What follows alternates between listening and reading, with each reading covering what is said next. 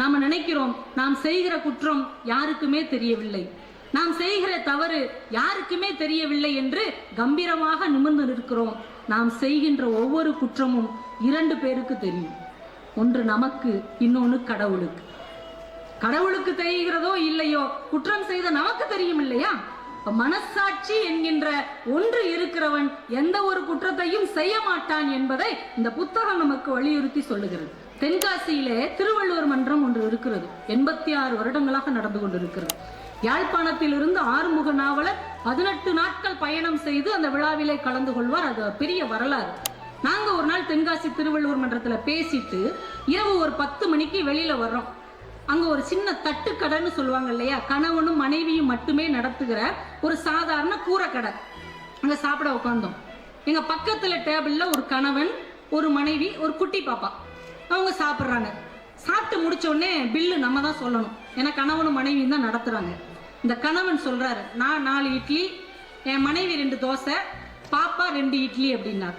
உடனே இவர் பில் எழுதி கையில கொடுத்தார். இவர் அந்த பில்லை செக் பண்ணாரு. இந்த கணவனும் மனைவியும் சாப்பிட்டதுக்கு மட்டும்தான் பில்லு போட்டிருந்தார், குழந்தை சாப்பிட்டதுக்கு போடல. என்னங்க குழந்தை சாப்பிட்டதுக்கு போடல? அவர் சொன்னாரு, பச்சை மண்ணு, குட்டி பொண்ணு, இந்த புள்ள என்னங்க சாப்பிட போகுது? இந்த பச்சை புள்ள சாப்பிட்ட 2 இட்லிக்கு பில்லு எழுதித்தானா நான் மாடி வீடு கட்ட போறேன், அது சாப்பிட்டு போகட்டுங்க அப்படின்னு. ரொம்ப சாதாரண மனிதர்களுக்குள்ளே இருக்கக்கூடிய அன்பும் கருணையும் ஏன் மிகப்பெரிய மனிதர்களிடத்தில் இல்லை என்கின்ற கேள்வியை ஒவ்வொரு விஷயமும் வைத்துக் கொண்டே போகிறது. எங்க ஊரு குற்றாலம் போற வழியில இருக்கு, தென்காசி குற்றாலம் போற வழியில ரோட்டோரத்துல எங்க தெருவில் ஒரு இஸ்லாமிய குடும்பம் வசித்து வருகிறது. ஒரு போன வாரத்துல ஒரு நாள் நைட்டு ஒரு 9:30 இருக்கும். ஒரு டானிக் பாட்டில கொண்டு போகும்போது வாசல்கிட்ட அந்த தெருவில் கீழே போட்டு உடைச்சிட்டாங்க. உடனே அந்த இஸ்லாமியருடைய மனைவி என்ன பண்ணாங்க, அந்த பெரிய துண்டங்களை எல்லாம் எடுத்து குப்பையில போட்டுட்டு மீதியை காலையில பெருக்கிக்கலான்னு போய்க்கெல்லாம் படுத்துட்டாங்க. ஆனா அந்த பெரியவர் எந்திரிச்சு ஒரு சின்ன பெருக்குமாறு வச்சு ரொம்ப ரொம்ப நுண்ணிப்பா கவனித்து அந்த சில்லுகளை எல்லாம் சேகரித்து சாக்கடையில தள்ளிட்டு இருந்தார். நான் கேட்டேன், காலையில தான் மாமி பெருக்க போறாங்க, நீங்க இவ்வளவு வேகமா வேலை பாக்குறீங்கன்னு. உடனே அவர் சொன்னாரு, ஐயப்ப சீசன், ஐயப்ப பக்தர்கள் எல்லாம் இந்த வழியில இரவு நேரத்துல தான் நடந்து போவாங்க, காலில் செருப்பு கூட போட்டிருக்க மாட்டாங்க, இந்த சின்ன கண்ணாடி சில்லு குத்தி அவர்கள் கால் கிழிந்து போனால் அவர்களுடைய நேர்த்தி கடனை எப்படி அவர்கள் முடிப்பார்கள், அவர்கள் மனசுல எவ்வளவு பக்தியோடு வந்து கொண்டிருப்பார்கள் என்று ஒரு சாதாரண மனிதர் சக மனிதனை பற்றி யோசிக்கிறார். எத்தனை பேர் இப்படி வாழ்க்கையில நாம் யோசித்து இருக்கிறோம்? இந்த உலகத்திலே மழை என்று ஒன்று பெய்கிறதே எதற்காக? உங்களுக்கும் எனக்குமா? இல்லை, நம்மோடு வாழ்ந்து கொண்டிருக்கிற யாரோ ஒருவர் கருணையோடும் அன்போடும் சக மனிதன் மீதான அக்கறையோடும் வாழ்ந்து கொண்டிருக்கிறார். அந்த ஒருவருக்காக எல்லோருக்கும் மழை பெய்து கொண்டிருக்கிறது என்பதை நாம் உணர்ந்து கொள்ள வேண்டும். ஏன்னா 100 கௌரவர்களை சமன் செய்ய 5 பாண்டவர்கள் போதும். ஒரு மிகப்பெரிய கோலியாத்தை சமன் செய்ய ஒரு சின்ன சிறுவன் டேவிட் போதும். மிகப்பெரிய அயோக்கிய கூட்டத்திற்கு எதிராக புரட்சி செய்ய ஒரு ஒற்றை புத்தகம் போதும் என்பதை உலக வரலாறு சந்தித்துக் கொண்டுதான் இருக்கிறது. பவா செல்லத்துறை மிகச்சிறந்த எழுத்தாளர், நல்ல கதை சொல்லுபவர். அவர் ஒரு நாள் ஆனந்த விகடனுடைய இன்று ஒன்று நன்றுன்னு ஒரு ப்ரோக்ராம் வரும், அதுல பேசினார். அவர் வைக்கம் பஷீர் அவர்களுடைய கதையை ரொம்ப சுருக்கமா சொன்னார். எனக்கு ரொம்ப பிடிச்சிருந்தது. என்ன கதை அப்படின்னா, ஒரு வயசான பெரியவர் ஜிப்பாலாம் போட்டிருக்கிறார். ஒரு ஹோட்டலுக்கு சாப்பிட வர்றார். வந்து சாப்பிட்றார். சாப்பிட்டுட்டு கல்லால போய் பில்லு கொடுக்க போறார். எவ்வளவு அப்படிங்கிறார். அவங்க ஒரு 20 ரூபாய் அப்படிங்கிறாங்க. சரின்னு ஜிப்பாவுக்குள்ள கையை விட்டு பார்த்தா பர்ஸை காணும். யாரோ பிக் பாக்கெட் அடிச்சிட்டாங்க. அவருக்கு உடனே வேர்த்துருது. சார் நான் வச்சிருந்தேன், ஆனா யாரோ, யோ எத்தனை பேர் கிளம்பியிருக்கீங்க, இப்படி 20 ரூபாய் வச்சுட்டு இடத்த காலி பண்ணு. இல்லைங்க, பர்ஸை காணும், 2 தெரு தள்ளி தான் வீடு, நான் இந்த பேச்செல்லாம் கிடையாது, மரியாதையா பணத்தை கொடுத்துட்டு வெளியில போ அப்படிங்கிறார் ஓனர். இந்த மனிதருக்கு என்ன செய்யனே தெரியல. வயசானவர் அப்படியே கண் கலங்கி போய் கையெல்லாம் நடுங்கி போய் நிற்கிறார். இந்த முதலாளி வேலை பார்க்குறவனை கூப்பிடுறாங்க, வாடா இந்த ஆள் ஜிப்பாவை கழட்டி வை, ஜிப்பாவை கழட்டி வை, போய் பணத்தை எடுத்துட்டு வந்து கொடுத்துட்டு ஜிப்பாவை வாங்கிட்டு போனார். இந்த வேலைக்காரன் ஒரு பக்கத்துல வந்துட்டா இவர் அப்படியே குற்ற உணர்ச்சியில அவமானத்துல அப்படியே வெம்பி போய் நிற்கிறார். ஓ நிறுத்தியா அப்படின்னு ஒரு சத்தம் கேட்டது. எல்லாரும் வாசலை பார்த்தார்கள். ஒரு இளைஞன் விறுவிறுன்னு வந்தான். எவ்வளோயா பணம் தரணும்? அந்த பெரியவர் 20 ரூபா கொடுக்கணும். இவன் டக்குன்னு 20 ரூபா கொடுத்தான். இந்தாயா வயசான ஒரு பெரிய மனுஷன் எப்படி அவமானப்படுத்துவீங்க, நீங்களாம் என்னையா கடன் நடத்துறீங்கன்ட்டு, வாங்க பெரியவரேன்னு தோல்ல கையை போட்டு கூட்டு வர்றான். அந்த பெரியவர் அவன் கையை பிடிச்சிக்கிட்டு, ரொம்ப நன்றி தம்பி, நீ மட்டும் இல்லைன்னா நான் ரொம்ப அவமானப்பட்டிருப்பேன், அதெல்லாம் இருக்கட்டும் பர்ஸு அப்படின்னு அவன் பாக்கெட்டுக்குள்ள கையை விட்டு 4 பர்ஸ் எடுக்கிறான். இதுல ஓம் பர்ஸ் எது பெருசு அப்படின்னு கேட்கறான். அவர் அப்படியே மிரண்டு போயிடுறாரு. இதுதான் என் பர்ஸ் அப்படின்னு எடுக்கிறார். நான் அவன் சொல்றான், திருடுறதுதான் என் தொழில், திருடிட்டேன், ஆனா நீ அவமானப்பட்டு நிக்கிறத என்னால தாங்க முடியல, அதான் திருப்பி கொடுத்துட்டேன், இனிமே இந்த தொழிலை சத்தியமா செய்ய மாட்டேன்ட்டு போயிட்டான். அப்ப அந்த பெரியவர் நினைக்கிறார், ஐயோ அவன் பெயரை கேட்காம போயிட்டோமே, அதனால என்ன, அவனுடைய பெயர் கருணையாக கூட இருக்கலாம் என்று அந்த கதையை வைக்கம் பஷீர் முடிக்கிறார்.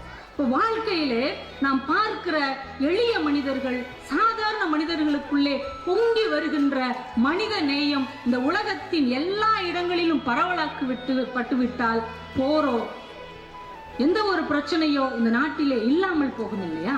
அசோகமித்திரன் ஒரு கதை எழுதியிருக்கிறார், விடிவதற்குள் அப்படின்னு ஒரு கதை. அந்த கதை நிறைய பேர் படிச்சிருப்பீங்க. நம்ம ஊர்ல தண்ணி கஷ்டத்துல என்ன பாடுபடுறோம். ஒரு அம்மா பள்ளிக்கூடத்துல படிக்கிற பையனை நடு ராத்திரி 12:30 எழுப்பி, அந்த நேரம் தான் தண்ணி வருது, குழந்தை தொட்டுள்ள படுத்து தூங்கிட்டு இருக்கு, சின்ன குழந்தை. கதவை சாத்திட்டு அம்மாவும் மகனும் ஆளுக்கு 4 வாளியை தூக்கிட்டு தெரு தெருவா தண்ணிக்கு அலையிறாங்க. ஒரு இடத்துல கூட்டத்துல வரிசையில நின்று, மகன் ஒரு இடத்துல வரிசையில நின்று கை வலிக்கு அந்த புஜமெல்லாம் வீங்கி போகிற அளவுக்கு தண்ணியை அடித்து ரோட்டோரத்தில் கொண்டு வந்து வச்சுட்டே இருக்கிறாங்க. ரோட்டை கடந்து வீட்டுக்கு போகணும். இந்த வாளியை வச்சுட்டு அவ போகும்போது ஒரு கண்ணு குட்டி சுத்தி சுத்தி வருது. இவ போயிட்டா அது வாயை வச்சிரும், கண்டிப்பா எல்லா தண்ணியும் குடிச்சிரும். 2-3 தடவை சூசூன்னு விரட்டுறா, ஆனா அது தாகம் நிறைந்த கண்களோட பக்கத்துல வருது.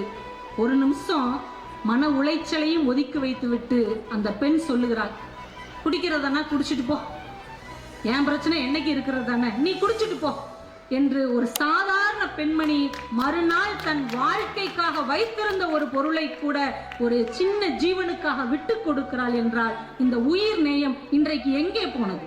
ஒரு காலத்துல நம்முடைய தமிழர்கள் பெரிய வீடு கட்டுவாங்க, மாடியில நீங்க பாத்தீங்கன்னா கல்லுலே கிண்ணம் செய்திருப்பார்கள், பார்த்திருக்கீங்களா? மொட்டை மாடியில கல்லுலேயே கிண்ணம் மாதிரி கொஞ்சம் இடம் விட்டுருப்பாங்க, அதுல தண்ணி ஊத்தி வைப்பாங்க. வெயில் நேரங்களில் சின்ன சின்ன சிட்டுக்குருவிகளும் பறவைகளும் தாகத்தால் தவித்து விடக்கூடாது, அது மொட்டை மாடியிலே வந்து உட்காரும் போது தண்ணீர் குடிக்கட்டும் என்பதற்காக அந்த காம்பவுண்ட் சுவர்ல கல்லிலேயே கிண்ணம் வடிவமைத்திருப்பார்கள். ஆனா இன்றைக்கு நான் பார்க்கிறேன், எல்லா பெரிய வீடுகளிலும் காம்பவுண்ட் சுவர்களில் கண்ணாடி சில்லுகளை பதித்து வைத்திருக்கிறோம். சிட்டுக்குருவியோ மைனாவோ புறாவோ வந்து உட்கார்ந்தால் அது தன் கால்களை சிதைக்காமல் வெளியே போக முடியாது என்கின்ற ஒரு மோசமான ஒரு துர்சம்பவத்திற்கு தமிழன் எப்படி அடிமையாகி போனான் என்பது அதிர்ச்சியாக இருக்கிறது. ஒரு காலத்தில் மனித நேயத்தை, உயிர் நேயத்தை, உலக நேயத்தை உலகுக்கே பறையறிவித்த இந்த தேசம் ஏன் இப்படி மாறி போய் கொண்டிருக்கிறது? புதுமை பித்தன் வேதனையாக சொல்லுவார், கருணை என்பது வெறும் கிழங்கின் பெயராக மட்டுமே மாறி போய்விட்டது என்று சொல்வார். உண்மைதானே? கருணை என்பது கிழங்கின் பெயராக போய்விட்டது, மனிதருக்குள்ளே அதை ஊற்றெடுக்கவே இல்லாமல் போய்விட்டது. சமீபத்திலே சாகித்ய அகாடமி விருது வாங்கிய வண்ணதாசன் ஒரு நாள் ரோட்ல போய்கிட்டு இருக்கிறாரு, ஒரு தக்காளி கூடைய சைக்கிள்ல வச்சுட்டு ஒரு சாதாரண ஒரு மனிதர் சைக்கிள் ஓட்டிட்டு போறார். ஒரு சின்ன கல்லுல சைக்கிள் தட்டி கீழே விழுந்துடுறாரு. இந்த கூடையில இருக்கிற தக்காளி பழங்கள் எல்லாம் ரோட்ல அப்படியே செதறி போய் கிடக்குது. யார் ஒருத்தரும் ஓடி வந்து எடுத்து கொடுக்கவே இல்லை. மாறாக அந்த தக்காளி பழத்து மேலேயே ஏத்திட்டு பைக்கு, காரு, பஸ் எல்லாம் போகுது. இதை பார்த்து விட்டு வண்ணதாசன் சொன்னார், அங்கே நசுங்கி கொண்டிருப்பது தக்காளி பழங்கள் இல்லை, அங்கே நசுங்கி கொண்டிருப்பது தக்காளி பழங்கள் இல்லை, சக மனிதன் மீதான அக்கறை நசுங்கி கொண்டிருக்கிறது என்று எழுதினார். அவங்கவுங்க வேலைதான் முக்கியமா போச்சு. மற்றவர்கள் மேலான ஒரு மதிப்பு, மற்றவர்கள் மீதான ஒரு கருணை இன்றைக்கு ரொம்ப குறைந்து போய் கொண்டிருக்கிறது. இந்த ஒன்றுக்கும் உதவாதம் என்ற புத்தகம் என்ன சொல்லி தருகிறது தெரியுமா? நமக்கு சக மனிதன் மீதான அக்கறையை கொஞ்சம் நீட்டிக்க சொல்லிக் கொடுக்கிறது. ஒரு சம்பவத்தின் கால இடைவெளி மனிதனுக்குள் எப்படி ஒரு மகத்தான மாற்றத்தை ஏற்படுத்துகிறது என்பதை ரொம்ப அழகாக அவர் பதிவு செய்திருக்கிறார்.